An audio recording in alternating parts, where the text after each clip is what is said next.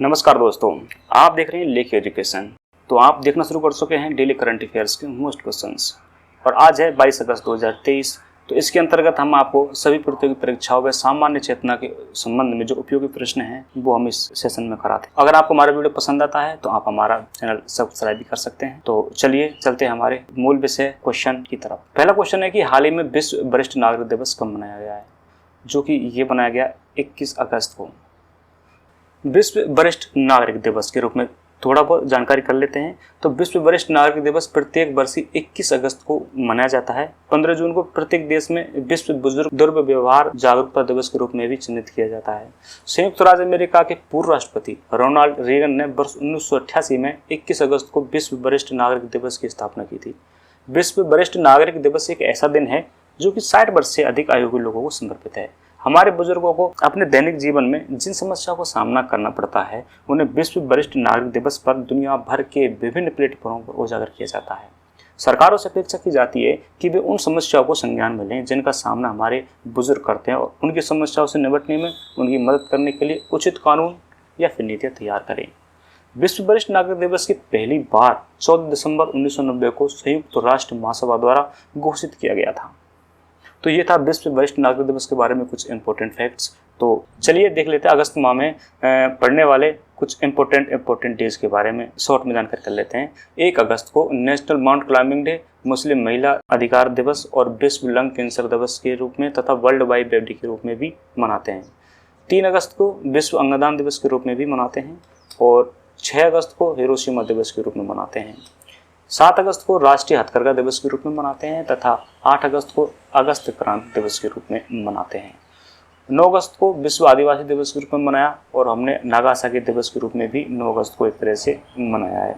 10 अगस्त को विश्व जैन ईंधन दिवस के रूप में तथा 12 अगस्त को अंतर्राष्ट्रीय योगा दिवस हाथी दिवस के रूप में मनाया है तथा 13 अगस्त को विश्व अंगदान दिवस के रूप में मनाया है। 14 अगस्त को विभाजन विभीषिका स्मृति दिवस के रूप में मनाया है तथा 16 अगस्त को पारसी नववर्ष दिवस या नवरोज दिवस के रूप में मनाया है। और अगर बात करें 17 अगस्त को तो मलयालम नववर्ष दिवस चिंगम के दिवस के रूप में मनाया है और 19 अगस्त को विश्व फोटोग्राफी दिवस के रूप में मनाया है। 20 अगस्त विश्व मच्छर दिवस के रूप में मनाया है। और बात करें 21 अगस्त की तो आज हम विश्व वरिष्ठ नागरिक दिवस व हिंदू गौरव दिवस के रूप में 21 अगस्त को हमने मनाया है। चलिए जान लेते हैं इसके बारे में कुछ इंपॉर्टेंट फैक्ट्स। हिंदू गौरव दिवस के रूप में बात कर लेते हैं। तो हिंदू गौरव दिवस की बात कर लेते हैं तो पूर्व मुख्यमंत्री कल्याण सिंह की दूसरी पुण्यतिथि पर हिंदू गौरव दिवस के रूप में मनाया गया। ये दिवस अब हर साल मनाया जाएगा। और बात करें कल्याण सिंह का जन्म जो कि 6 जनवरी 1932 को अलीगढ़ में था। इनका निधन 21 अगस्त 2021 में हुआ था। इन्हें वर्ष 2022 में भारत का दूसरा सर्वोच्च पुरस्कार पद्म विभूषण से इसे सम्मानित किया गया है। कल्याण सिंह के 2 बार उत्तर प्रदेश के मुख्यमंत्री रहे हैं, 1991 और 1997 में, और कई बार अतरौली के विधानसभा सदस्य के रूप में भी अपनी सेवाएं दे चुके हैं। बाबरी मस्जिद की एक विध्वंस की बाद में अपनी जिम्मेदारी लेते हुए इन्होंने अपने पद से इस्तीफा दे दिया था। ये राजस्थान तथा हिमाचल प्रदेश के राज्यपाल के रूप में भी रह चुके हैं और सेवाएं दे चुके हैं। वहाँ के सीएम आदित्यनाथ योगी ने इस हिंदू गौरव दिवस पर पहले कैंसर संस्थान का नाम बापूजी कल्याण सिंह के नाम पर रखा जाएगा। उन्होंने ये घोषणा की है और उन्होंने घोषणा करने का सीधा इसका मतलब ये था कि कल्याण सिंह जी को उन्होंने आमतौर पर बापूजी के नाम से जाना जाता था, इसीलिए बापूजी कल्याण सिंह के नाम से उन्होंने ये घोषणा किया कि पहला कैंसर संस्थान बापूजी कल्याण सिंह के नाम से खोला जाएगा। अगला क्वेश्चन है हमारा कि हाल ही में जनधन खातों की संख्या कितनी हो चुकी है। तो इसका सही आंसर है 50 करोड़। तो 50 करोड़ से पार हमारे जनधन खाते के जो अकाउंट हैं वो पहुंच चुके हैं। तो चलिए जान लेते हैं इसके बारे में कुछ इंपॉर्टेंट फैक्ट्स। प्रधानमंत्री जनधन योजना, यह योजना 28 अगस्त 2014 को लॉन्च की गई थी। इसे राष्ट्रीय वित्त समावेशन मिशन के रूप में भी जाना जाता है।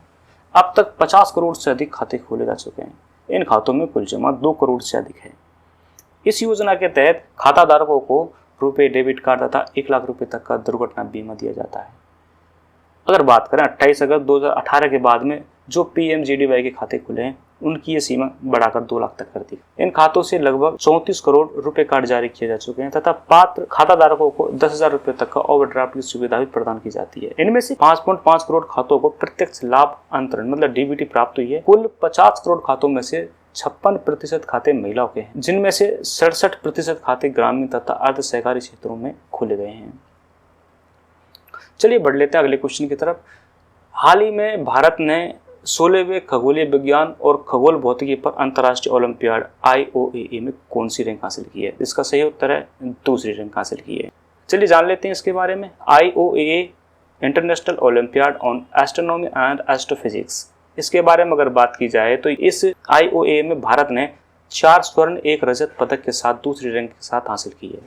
यूनाइटेड किंगडम ने 5 स्वर्ण के साथ पहले स्थान हासिल किया था। IOAA है जो अपने आप में ये 16वां संस्करण था, जो कि 10 अगस्त से 20 अगस्त के बीच में चोरंजो में पोलैंड में आयोजित किया गया था।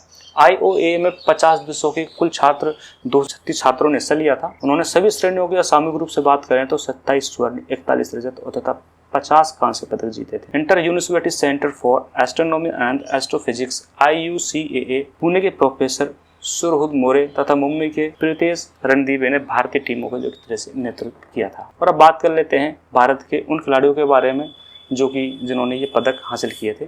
कोटा राजस्थान से जगदीप मिश्रा ने स्वर्ण पदक हासिल किया है। आंध्र प्रदेश के कुर्नूल से कोडूरू तेजेश्वर ने भी स्वर्ण पदक हासिल किया है। कोलकाता पश्चिम बंगाल से मोहम्मद साहिल अख्तर ने स्वर्ण पदक हासिल किया है। नागपुर महाराष्ट्र से आकर्ष राज सहाय ने भी स्वर्ण पदक हासिल किया है। और बेंगलुरु कर्नाटक से साइन वनीत ने रजत पदक एक तरह से हासिल किया है। चलिए बढ़ते अगले क्वेश्चन की तरफ।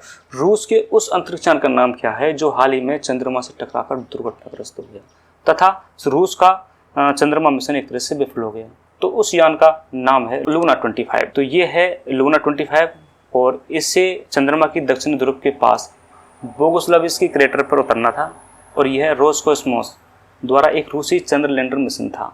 इसे 10 अगस्त 2023 को बोस्टोचन कॉस्मोड्रोम से सोयूज 2.1B रॉकेट से ऊपर उड़ान भरी थी। तो ये चंद्रमा की सतह पर पहुंचते पहुंचते क्रैश हो गया। अगले क्वेश्चन की बात करें तो हाल ही में जो फीफा महिला फुटबॉल विश्व कप जो खिताब विजेता हैं वो किस टीम ने जीता है? तो इसका सही उत्तर है स्पेन। हाल ही में स्पेन ने फीफा महिला फुटबॉल विश्व कप 2023 अपने नाम किया है। बात कर लेते हैं इसके बारे में।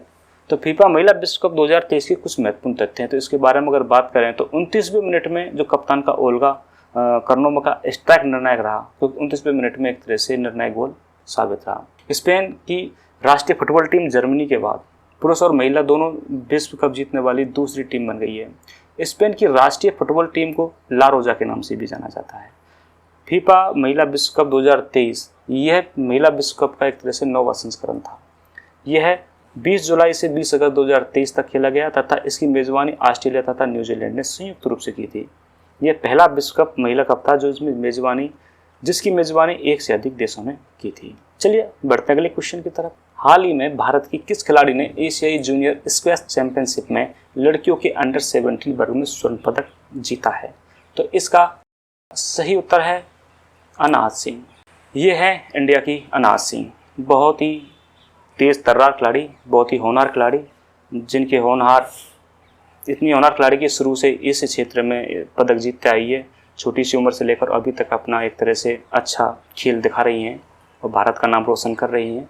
तो अगर बात करें भारत की अनाहत सिंह ने जो एशियाई जूनियर स्क्वैश चैंपियनशिप के लड़कियों के अंडर 17 वर्ग में स्वर्ण पदक जीता है, वो हैं ये हमारी अनाहत सिंह। चीन के डालियान में अनाहत ने आज फाइनल में हांगकांग की एना क्वांग को 3-1 से हराकर खिताब जीता है।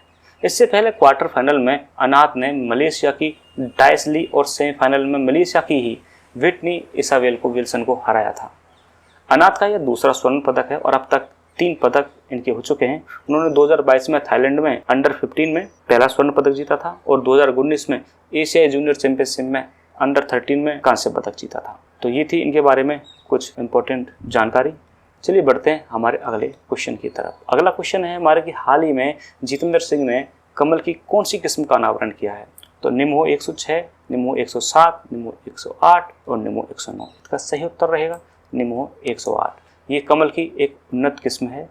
इसके बारे में अगर जानकारी लें तो ये हैं हमारे केंद्रीय विज्ञान और प्रौद्योगिकी मंत्री जितेंद्र सिंह। इसके द्वारा 108 पंखुड़ियों वाले कमल के फूलों की जो नई किस्म है उसका नाम नमो 108 है और इसका अनावरण हाल ही में किया है।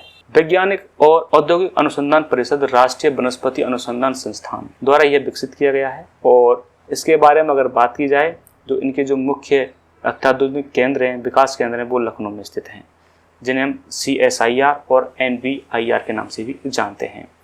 NVIR नमो 108 कमल की एक किस्म है जो कि मार्च से लेकर दिसंबर तक खिलती है तथा पोषक तत्वों से भरपूर होती है। यह कमल की पहली प्रजाति है जिसके जीनोम की उसकी विशेषताओं के लिए पूरी तरह से अनुक्रमित किया गया है। डॉक्टर जितेंद्र सिंह ने कमल के रेशों से बनी परिधान और कमल के फूलों से निकाले गए इत्र प्रोटस का भी एक तरह से विमोचन किया है। इसे NBRI द्वारा लोटस रिसर्च प्रोग्राम के तहत खुशबू और स्वाद विकसित केंद्र कन्नौज के सहयोग से भी विकसित किया गया है। चलिए बढ़ते हैं अगले क्वेश्चन की तरफ। अगला क्वेश्चन है कि बालवर्म ने किस राज्य के कपास के खेतों में हमला बोल दिया है? तो इसका सही उत्तर है पंजाब। पंजाब में जो खेत हैं, उनमें जो कपास के खेत हैं, उनमें पिंक बालवर्म ने एक तरह से हमला बोल दिया है। इसके बारे में जानकारी हासिल करते हैं। तो जानकारी है तो ये है हमारा एक तरह से इल्ली, गुलाबी इल्ली है ये। तो ये गुलाबी इल्ली है, ये एक तरह से पंजाब के कपास के खेत पिंक बालवर्म या गुलाबी इल्ली की मार झेल रहे हैं। यह कपास की खेती के लिए सबसे विनाशकारी कीटों में से एक है। पिंक बालवर्म एशिया का मूल निवासी है, लेकिन अब यह दुनिया के कई हिस्सों में पहुंच गया है। लार्वा बीजों को खाते हैं तथा कपास के खेतों को नष्ट कर देते हैं। पंजाब की मालवा बेल्ट को सफ़ेद सोने की बेल्ट के रूप में भी जाना जाता है। पिछली बार मालवर्म कीट का जो कपास पर हमला था वो 2021 में हुआ था, जिसमें पंजाब को पूरी तरह से बहुत नुकसान उठाना पड़ा था। और अभी भी ये जो कीट है इसने हमला बोल दिया है। तो आज के लिए बस इतना ही। और अगर आपको हमारे एक तरह से सेशन पसंद आया हो तो आप हमारे चैनल को सब्सक्राइब भी कर सकते हैं और हमारे साथ जुड़ने के लिए आप टेलीग्राम पे भी हमको एक तरह से ज्वाइन कर सकते हैं। हम आपको लिंक डिस्क्रिप्शन में दे देंगे। और इसी तरह की वीडियो पाने के लिए हमारे साथ बने रहिए। अभी तक के लिए बस इतना ही। आगे आपसे फिर से मुलाकात होगी। नमस्कार।